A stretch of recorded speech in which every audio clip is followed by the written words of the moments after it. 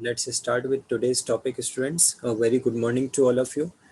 This is class 11th accountancy and we are studying the topic of subsidiary books. और आज का topic हमारा है सेल्स बुक. कल हमने परचेजेस बुक बनाना सीखा था. आज हम सेल्स बुक के टॉपिक को पढ़ेंगे. Before starting that, a short introduction about the Jink Vidyalaya. This is the commerce team of Jink Vidyalaya, to whom you all are already aware, conversant with everyone. All are the CBSE registered best educators. And this is a short introduction about me, Kunal Singhal, who is taking accountants in business studies of yours. These are the social media handles where I keep on uploading lot of study material on my Telegram channel as well as on the YouTube channel, where you can watch these for the revision purpose again and again. Now this is the everyone just open your copies. कल मैंने आप लोगों को एक question as a homework में करने के लिए दिया था परचेजेस बुक से related.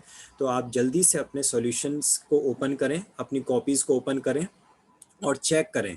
This is the solution that is expected for the question which was given as homework. कल जो मैंने होमवर्क में क्वेश्चन दिया था ये उसका सॉल्यूशन है. जल्दी से चेक करेंगे आप सब अपनी अपनी कॉपीज में. इन द परचेज बुक जनवरी 3 पे एक एंट्री होगी on 3rd of January, that is for Messrs Birla Mills, and on January 15 the second entry will be done, that is for Messrs Arvind Mills.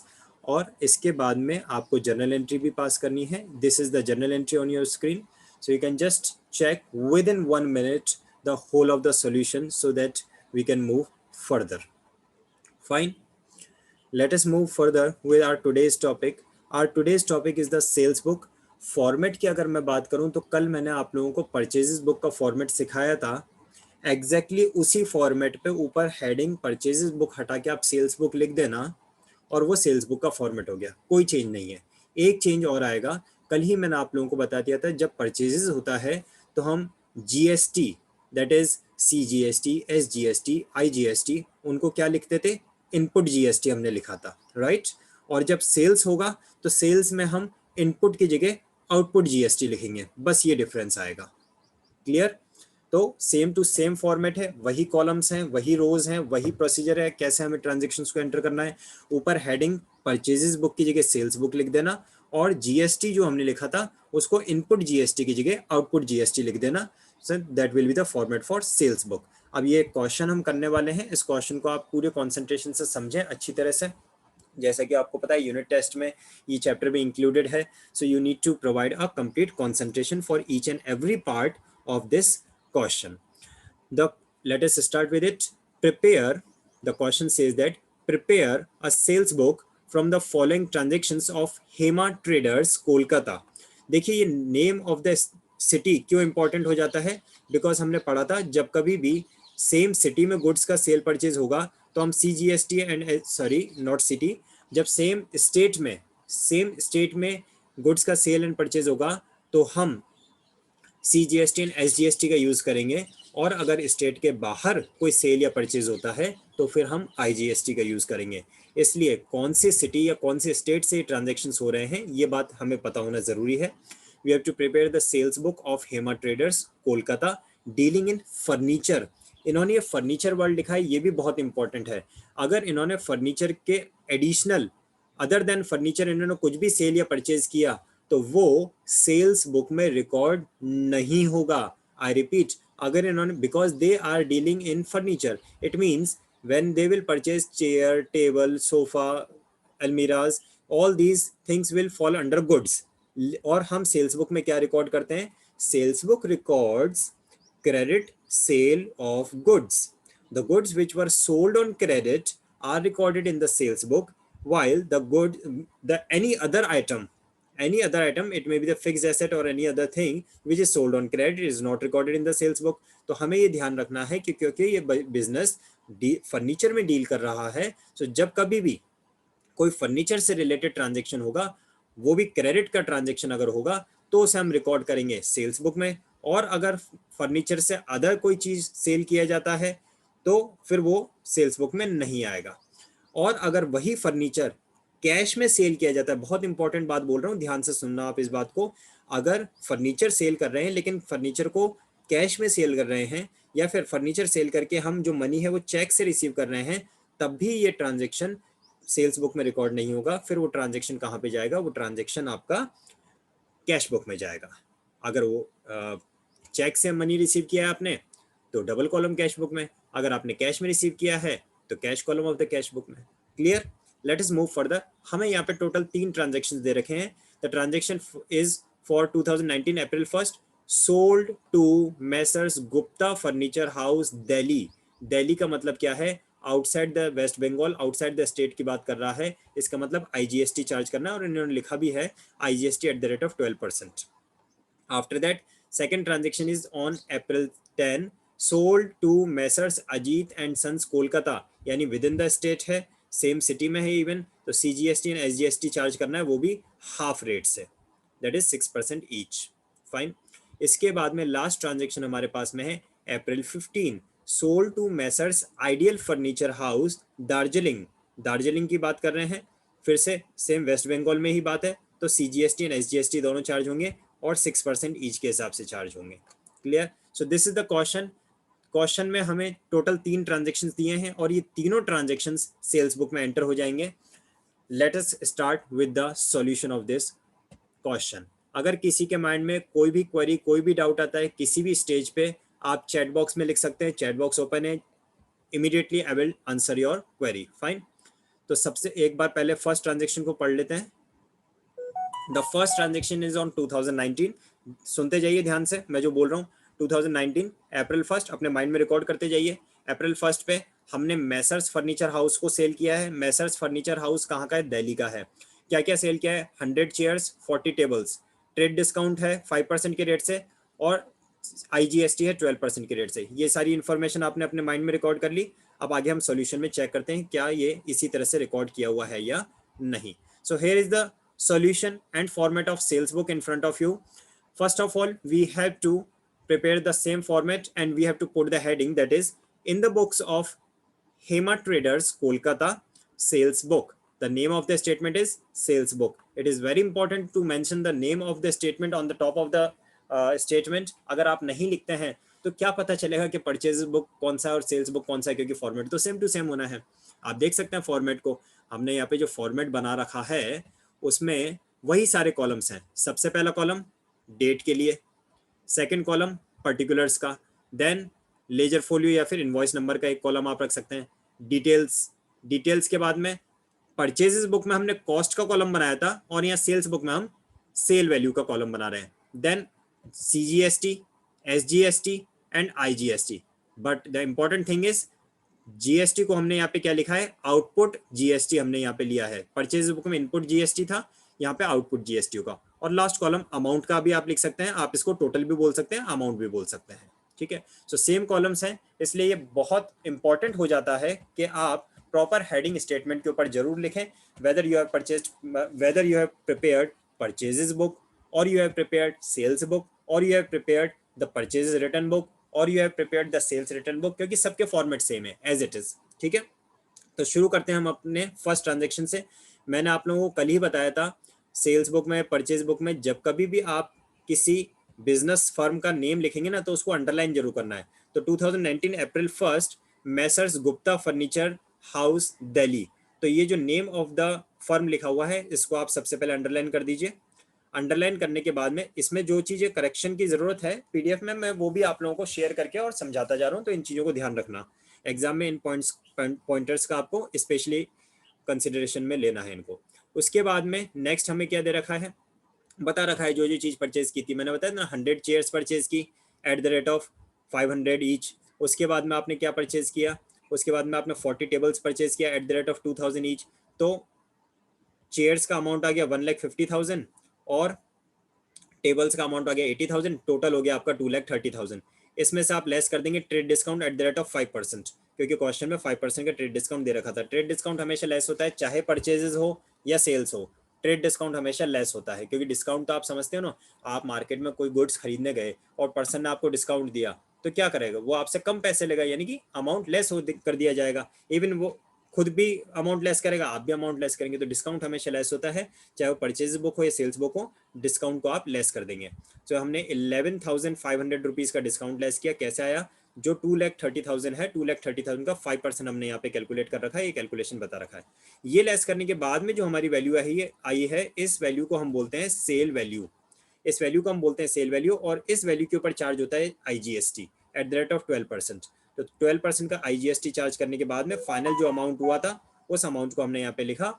और कल जो मैंने बात कही थी वही सेम बात है, सेल वैल्यू के कॉलम में कौन सा अमाउंट लिखेंगे, GST से पहले वाला अमाउंट, ट्रेड डिस्काउंट के बाद वाला, और GST से पहले वाला अमाउंट। CGST और SGST इस क्वेश्चन में है नहीं, क्योंकि ये आउटसाइड द स्टेट की बात थी, तो यहाँ पे कुछ लिखना नहीं है, डैश कर देना। IGST में अमाउंट लिख दिया 26,220 जो आपने कैलकुलेट किया था at the rate of 12%। And finally total amount आ गया in the amount column. Clear. अब again one more important thing, जब आपका एक ट्रांजेक्शन कंप्लीट हो जाता है तो आपको क्या करना है, आपको लाइन ड्रॉ करनी है। लेकिन ये जो लाइन आपको ड्रॉ करनी है, ये आपको सिर्फ और सिर्फ पर्टिकुलर्स के और डिटेल्स के कॉलम में ड्रॉ करनी है। इस फॉर्मेट में जैसे पूरे पूरे फॉर्मेट में ड्रॉ की हुई, बट ऐसा नहीं। आपको ये जो लाइन ड्रॉ करेंगे, ये लाइन आप ड्रॉ करेंगे एक तो पर्टिकुलर्स के कॉलम में after each and every transaction in the particulars column, और in the details column. Because आपको याद होगा कि हम जब सारे तीनों ट्रांजेक्शन एंटर कर देंगे तो हम इनका तो क्या करेंगे, टोटल करेंगे ना। सेल वैल्यू के कॉलम का भी टोटल करेंगे, आउटपुट CGST का भी टोटल करेंगे, आउटपुट SGST का भी टोटल करेंगे, आउटपुट IGST का भी टोटल करेंगे। अगर आप लाइन खींच दोगे बीच में तो नीचे टोटल कैसे कर पाओगे, एक दूसरे अमाउंट्स को आपस में जोड़ कैसे सकोगे। तो इसलिए आपको लाइन जो खींचनी है वो सिर्फ पर्टिकुलर्स के कॉलम में और डिटेल्स के कॉलम में खींचनी है, बाकी किसी कॉलम में आपकी लाइन एक्सटेंड नहीं होगी। Late us move further. हम सेकंड ट्रांजैक्शन की तरफ बढ़ेंगे। एक बार पेज को स्क्रॉल करके हम सेकंड ट्रांजैक्शन पढ़ लेते हैं क्या था। The second transaction is on April 10। Just concentrate over the screen. April 10 पे हमने अजीत सिंह एंड सन्स कोलकाता से को सेल किया है। क्या क्या सेल किया, 150 डेस्क हमने सेल की हैं, 160 चेयर्स हमने सेल की हैं, ट्रेड डिस्काउंट अलाउ किया है एट द रेट ऑफ 5%, और CGST and SGST at the rate of 6%। यानी डेस्क और चेयर्स हमने इनको सेल किया है। चलिए सॉल्यूशन की तरफ बढ़ते हैं।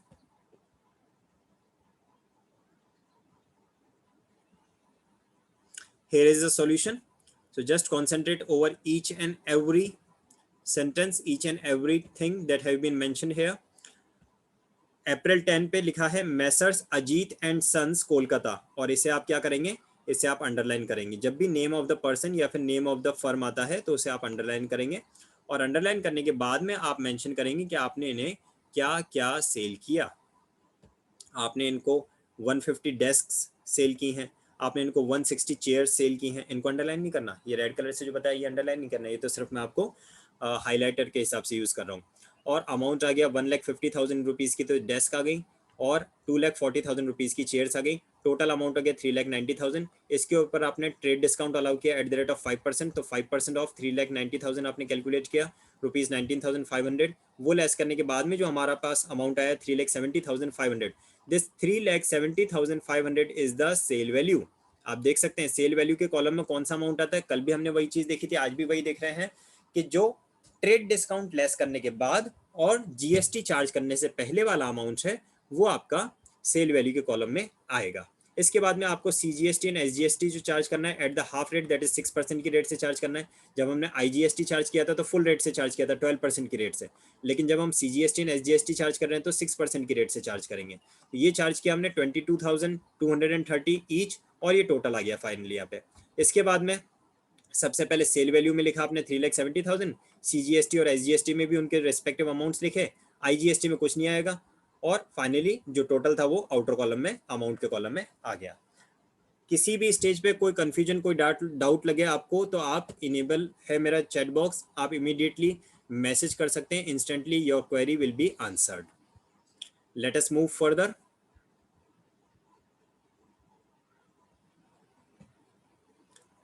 ट्रांजेक्शन नंबर 3 को एक बार रीड कर लेते हैं हम।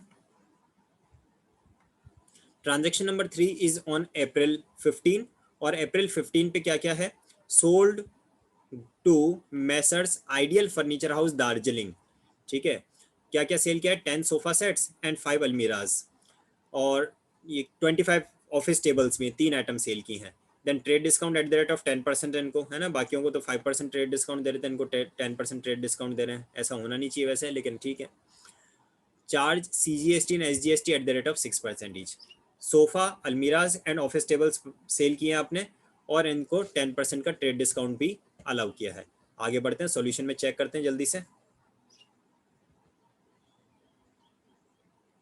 Here is the solution. तो क्या चीज़ें आपको ध्यान रखनी है, जब हमने नेम ऑफ द फर्म लिखा है अप्रैल 15 पे, मैसर्स आइडियल फर्नीचर हाउस, तो उसको क्या करेंगे आप, अंडरलाइन करेंगे। दार्जिलिंग को भी, यानी कि नेम ऑफ द सिटी को भी अंडरलाइन करने के बाद में आपने उनसे क्या क्या परचेज किया वो सब चीज़ें मेंशन कर दो। तो क्या क्या सेल, क्या क्या सेल किया आपने। आपने 10 sofa sets eight the rate of 75,000 पर set, 5 almirahs eight the rate of 3,000 पर अलमीरा, 25 office tables eight the rate of ₹4,000 पर टेबल। ये सब आपने इनका डिटेल के कॉलम में अमाउंट लिख दिया, यहाँ पे डिटेल के कॉलम में चीज़ें लिखते गए।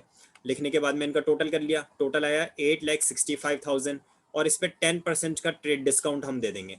10% का ट्रेड डिस्काउंट दिया 86,500 का, तो फाइनली हमारे पास में सेल वैल्यू कितनी आ गई, 7,78,500, जो कि सेल वैल्यू के कॉलम में आ जाएगा। ट्रेड डिस्काउंट के लेस वाला अमाउंट और जीएसटी के पहले वाला अमाउंट सेल वैल्यू में आता है। उसके बाद में जीएसटी चार्ज कर दिया, CGST eight the rate of 6% and SGST at the rate of 6%, और फिर ये यहाँ पे इसको लाइन खींच के अपन टोटल कर देते हैं, इन्होंने लाइन नहीं खींची है। ये टोटल आ गया 8,71,920। तो पहले लिखा आपने सेल वैल्यू का अमाउंट, फिर आउटपुट CGST, फिर आउटपुट SGST।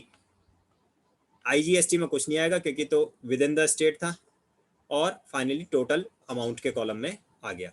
इसी के साथ में जो last date of the month है, क्योंकि तीनों ट्रांजेक्शन कंप्लीट हो गए, सो जो last date of the month है उसमें हम इसका टोटल करेंगे।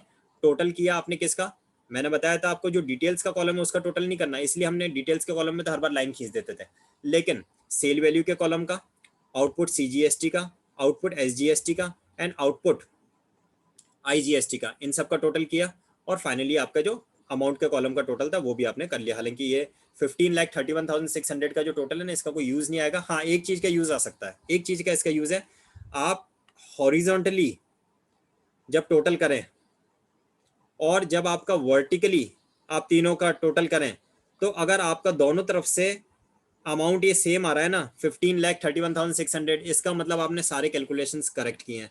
और आपका horizontal total and vertical total अगर डिफरेंट आ रहा है, इसका मतलब आपने कहीं ना कहीं कुछ कैलकुलेशन मिस्टेक की है। उस पर्पज से आप इसका यूज कर सकते हैं, बाकी इसका और कोई यूज नहीं है। ठीक है, यहाँ तक कोई कन्फ्यूजन, कोई डाउट हो तो पूछ लीजिए regarding the preparation of sales book. Otherwise हम फिर इसकी एक जर्नल एंट्री बनाने सीखेंगे कि जर्नल एंट्री इसकी कैसे पास हमें करनी है।